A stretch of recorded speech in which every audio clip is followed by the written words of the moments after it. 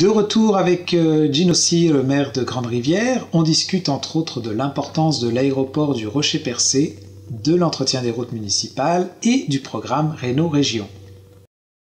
Mesdames, Messieurs, je suis présentement en compagnie de M. Gino Cyr, maire de la ville de Grande-Rivière. Aujourd'hui, on va discuter du fameux projet de l'aéroport de la MRC du Rocher-Percé, aéroport de Grande-Rivière plus spécifiquement. Durant la période estivale, on le sait, on a tous assisté à la première pelletère. On peut le dire encore une fois, un projet très important pour le développement économique, non seulement de la ville de Grande-Rivière, mais de l'ensemble de la région de la MRC du Rocher-Percé. Ben, au niveau de l'aéroport, c'est une piste de 4000 pieds dans laquelle, étant donné que la courte distance, on n'était pas en mesure de faire des démarches pour intéresser des porteurs à venir utiliser au niveau commercial, que ce soit pour le cargo ou bien pour les passagers ici à Grande-Rivière. Puis comme vous l'avez dit, c'est la MRC, donc n'est pas encore considéré comme un aéroport, c'était plus un aérogare. Le conseil qui est en place, on voit, on a eu l'opportunité avec le gouvernement qui est en place de pouvoir faire des demandes d'aide financière pour des infrastructures de mise à niveau au niveau des aéroports. Donc, ici, dans la MRC Rocher-Percé, l'aéroport, comme vous le savez, est sur le territoire de la municipalité de Grande-Rivière.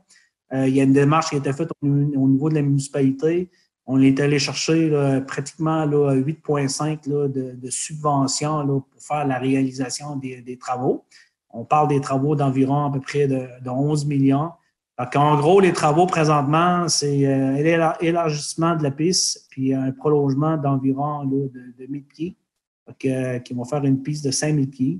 Les travaux ont pu durer durant tout l'été.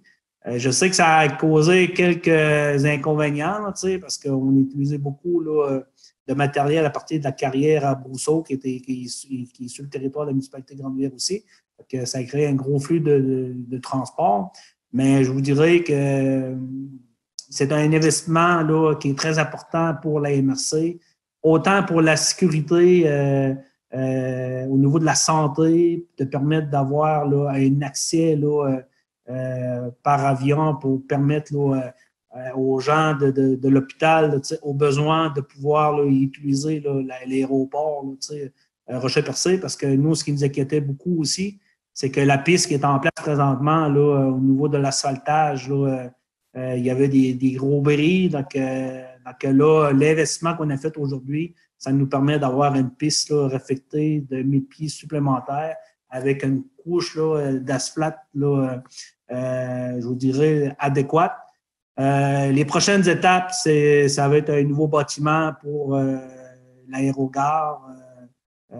Puis présentement, je vous dirais qu'au niveau de la MRC du Rocher-Percé, la personne qui s'occupe un peu du dossier de développement économique, M. Jérôme Alexandre Lavoie, travaille déjà avec des porteurs intéressés à utiliser l'infrastructure en place.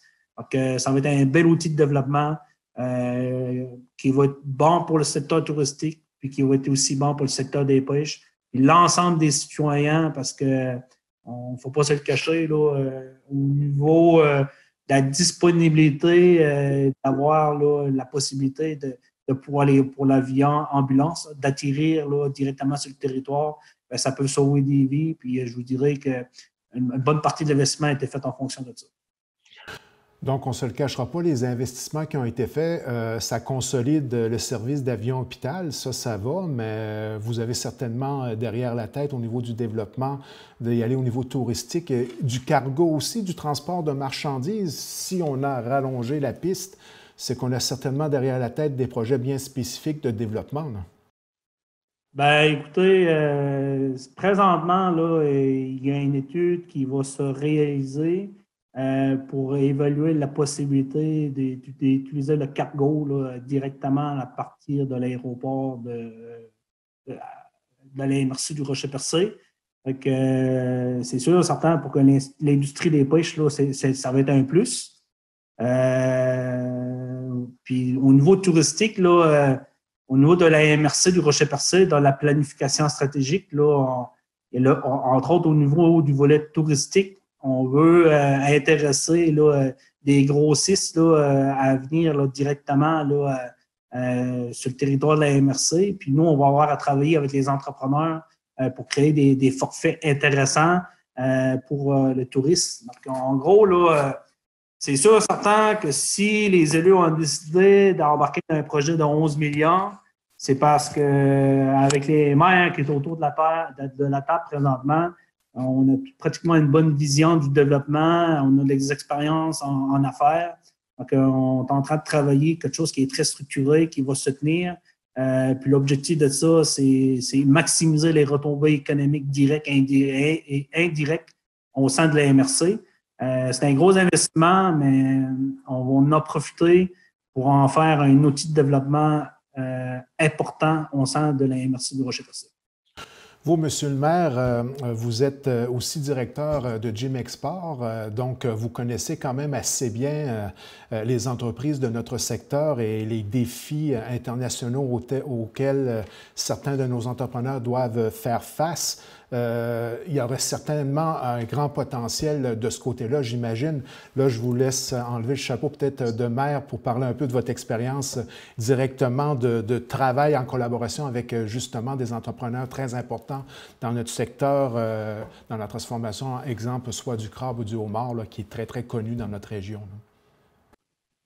Bien, c'est sûr que le fait d'avoir un outil de développement, là, ça va permettre là, de créer des opportunités d'affaires qu'on ne pouvait pas faire avant parce qu'on n'avait pas les infrastructures. Dans la vie, là, on peut voir les choses de deux façons. Un verre d'eau, il peut être à moitié plein ou à moitié vide. Moi, je peux dire que notre verre d'eau, là, ben, on a la possibilité de le compléter avec des belles opportunités d'affaires. Tout est à faire, mais il faut se doter d'infrastructures. Moi, ce qui me concerne, c'est sûr, certain, avec un aéroport de 1000 pieds supplémentaires, le positionnement de l'aéroport au sein de la Gaspésie, c'est un positionnement stratégique. On a une proximité de l'industrie des pêches, secteur fort de la Gaspésie. Au niveau touristique, je vous dirais qu'avec la ville de Percé, qui est un peu le porteur touristique international, des gros dossiers comme Ciment Mécanis, souvent là, qui doivent là, utiliser des infrastructures pour soit des voyages d'affaires, peu importe. Là. On a des super de belles opportunités, mais ça prenait l'infrastructure. Donc, la décision qui a été prise, c'est qu'on investit sur l'infrastructure, elle va être mise en place, puis à partir de ce moment-là, on va travailler pour un développement durable et qui va avoir une certaine pérennité dans le temps. Mais en ce qui me concerne, je peux vous dire que même que l'infrastructure va être en place, ça va bouger dans Rocher-Percé. Naturellement, les travaux qui ont été faits en ce qui concerne l'aéroport a eu comme conséquence beaucoup de manipulation de matériel. Quand on parle de matériel, c'est le gravier, la terre qui a été manipulée.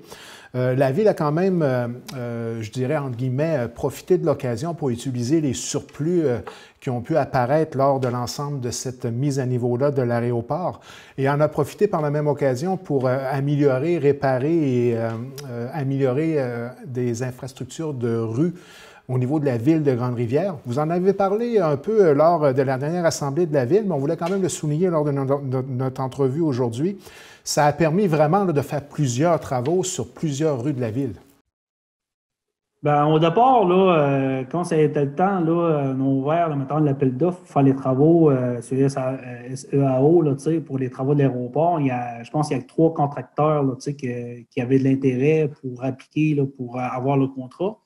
Les 3 contracteurs avaient communiqué avec le directeur général de la municipalité parce que au sein des travaux, il y avait certains matériels qui devaient se départir. Puis, dans un principe, là, qu'il y a possibilité, dans un rayon de 3 km, de ne pas avoir de frais additionnels. Donc, nous, là, le directeur général a travaillé fort là-dessus. On savait qu'on en avait des besoins là, à certains endroits au niveau de la municipalité. L'objectif de ça aussi, c'était que le contracteur qui soumettait un prix à la MRC qui était le plus bas possible parce que c'est l'ensemble des citoyens de la MRC. Que nous, là, on avait fait ressortir des besoins pour pratiquement à peu près pour 15 000 tonnes de matière granulaire. Puis je vous dirais que ce matériel-là, il a été utilisé. Il y a une partie du matériel qui a été utilisé pour le projet Pump Track, qui a pu compenser une partie des coûts excédentaires que je vous ai expliqué dans une autre entrevue. Ça nous a permis aussi de faire la réflexion de 2 rues dans le secteur de Port-Beau, la rue Azur, la rue des Trams, de l'élargir, de pouvoir d'avoir un fond solide pour peut-être une prochaine étape là, au niveau de l'asphaltage puis recycler. Puis dans un autre entrevue que je vous ai parlé au dossier PAVL, c'est que la réflexion, l'asphalte qui va être enlevé, ben ce matériel-là va être utilisé entre autres pour la rue de l'Azur, pour l'étendre, puis parce que c'est 2 belles rues dans lesquelles il y a des potentiels de développement résidentiel. Donc, au niveau là, du matériel qui était nécessaire, je pense que le directeur général a fait un excellent travail. Il a été en mesure de bien là, exprimer les besoins de l'ensemble de la municipalité dans un rayon de 3 km. Donc, ce qui nous a permis d'utiliser une bonne partie du matériel là, qui était disponible là, à partir de l'aéroport. On va terminer en parlant du programme Réno Région là, qui va bientôt être disponible, si j'ai bien compris. Au niveau du programme Réno Région, là, en date du mois d'octobre, on a juste eu là, la semaine passée là, le montant dans lequel la MRC Rocher-Percé est éligible. Donc, au sein de chacune des municipalités, on a mis un peu à jour là, chaque dossier. Donc, ce qui concerne la Grande-Rivière présentement, là, malgré qu'on ait fait le tirage en 2018, il nous reste encore là, des gens sur la liste dans lesquels les travaux n'ont pas encore été réalisés.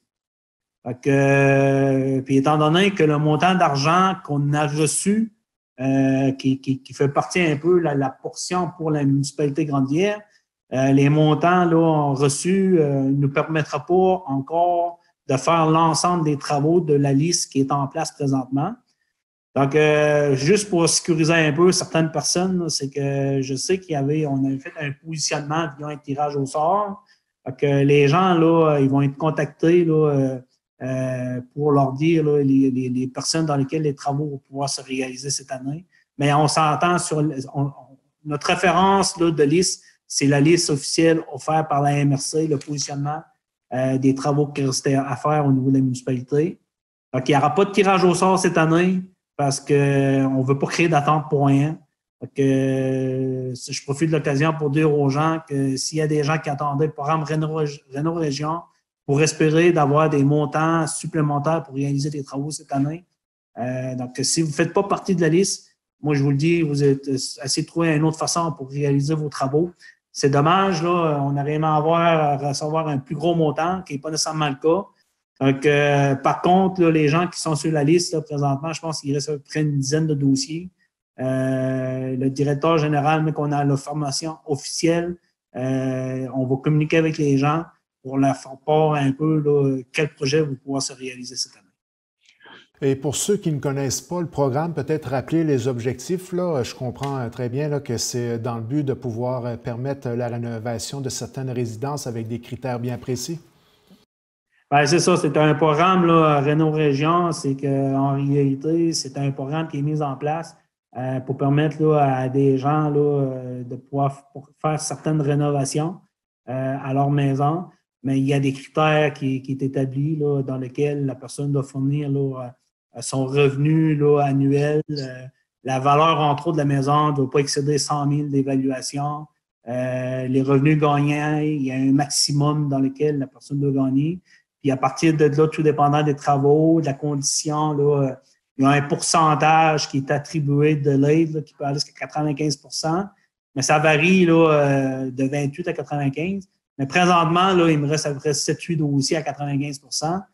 Puis si on avait eu tout le montant là, nécessaire, là, ça nous aurait pris peut-être un montant d'à peu près de 150 000 pour pouvoir réaliser l'ensemble des travaux qui nous restait à faire.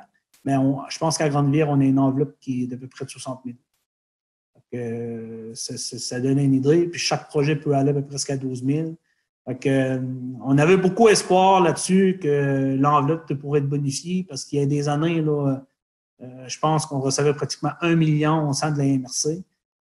Au lieu de travailler avec un budget de 60 000, on travaillait plus avec des budgets de peut-être 200 250 000 qui nous permettaient de réaliser plus de travaux, mais par contre, là, je vous dirais que c'est un programme, Réno Région, que j'ai comme l'impression que le gouvernement, plus que ça va aller, moins qu'ils vont mettre de l'argent dans ce programme-là présentement. C'est quelque chose qui répondait très bien là, aux besoins de certains citoyens de la municipalité. Parce que, comme la préfète l'a dit si bien, les gens là, qui peuvent garder, qui sont en mesure d'apporter des rénovations à leur maison via ce programme-là, ben, au moins, ça leur permet d'avoir un logement là, directement sur place. Ça fait une pression, c'est une pression qui est moins présente là, pour ce qui concerne le logement locatif. Parce que les gens qui ne peuvent pas garder leur maison, ben là, il faut qu'ils trouvent là, un autre moyen pour héberger. C'est souvent les OMH ou puis comme on le sait, là, il y a une crise de logement présentement là, partout. Donc, c'est ça. Donc, ce qui concerne Réno Région, là, je vous dirais que nous, on va avoir notre liste à jour. Les gens vont être interpellés. Mais s'il y a des personnes qui s'attendaient qui étaient pour avoir un autre tirage cette année, mais malheureusement, là, le montant attribué par les municipalités de Grande-Rivière, c'était une décision qui a été prise pour l'ensemble des municipalités qui n'aura pas de tirage cette année, parce que les montants qui sont attribués, ça ne nous permet même pas de réaliser les travaux qui sont déjà sur la liste présentement. Monsieur le maire Gino Cyr, merci beaucoup pour l'ensemble de ces informations, puis on se donne rendez-vous dans une prochaine entrevue, encore une fois, pour faire le point sur les dossiers importants en ce qui concerne la ville de Grande-Rivière. Merci Mirko, je te souhaite une bonne journée.